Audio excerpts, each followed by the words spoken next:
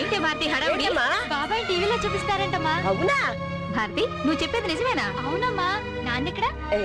ఎక్కడ నసీర్? హలో, నేను ఇక్కడే ఉన్నానే. సౌండ్ వినిపించింది. సీసా ఎక్కడే? అస్తమానం తాగుడే. రారా వెదవా, టీవీలో మన విజయేంద్రుని చూపిస్తారంట.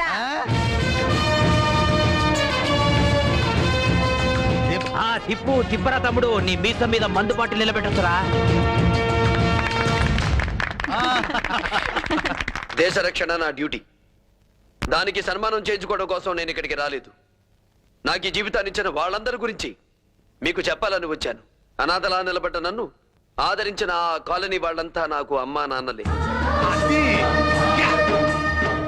జేబులో చిల్లరంతా ఊడ్చి నాకు పలకా పలపం కొనిపెట్టి బడికి పంపించిన మా నారాయణ బాబాయ్. మాస్టర్ నన్ను కొడితే తనకే తగిలినంతగా బాధపడి టీచర్తో గొడవకెట్టిన మా యాదవ్ బాబాయ్. తన వేలి ఉంగరం అమ్మేసి నాకు స్కూల్ యూనిఫామ్ కొనిపెట్టిన సత్యం మావయ్య. ఎలా తీర్చుకోను వీళ్ళ రుణం? తప్పు నేను చేస్తే తన నెత్తిరేసుకుని తన్నులు తిన్న అన్నయ్య నజీర్. బడి నుంచి తిరిగి వచ్చేదాకా గుమ్మం కేసి ఎదురు చూసే మా వదిన రజియా.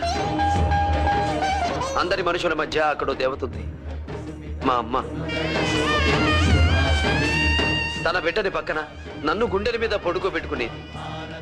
ఆ అమ్మ నాకే కాదు, ఆ కాలనీకే తల్లి.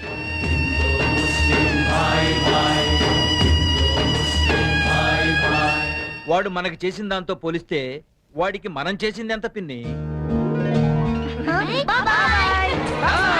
ఎలా బాగున్నావా? శభాష్.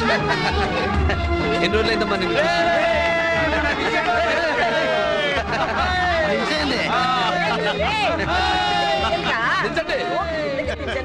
ఊపిరి ఆడనివ్వరు.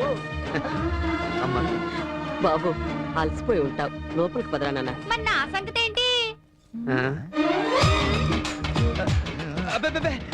అమ్మో, ఇక్కడ కూడా దాపించింది. మీ అబ్బాయి మనసులో ఏదో పెట్టేసుకుని నన్ను ఇక్కడికి రప్పించాడండి. నా అడ్రస్ చీటి కావాలని పోగొట్టాడు. అదేమో నిలదెత్తే అది దొరికేదాకా ఇక్కడే ఉండమని తీసుకొచ్చాడండి.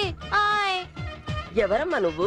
సగినేటిపల్లి పెద్దరాజు గారి మనవరాలు, పద్మనాభరాజు గారి కూతురు, మధ్యరాజు గారి మేనకోడలు, మహారాజశ్రీ పేటభద్రం వెంకటలక్ష్మండి. ఆయ్. అయ్యో ఏంట్రా ఇది? అబ్బా, జిడ్డులా కంటుకుంది దీని భాష. అర్థమైందిలే మరిది. నువ్వు లోపలికి రామ్మా.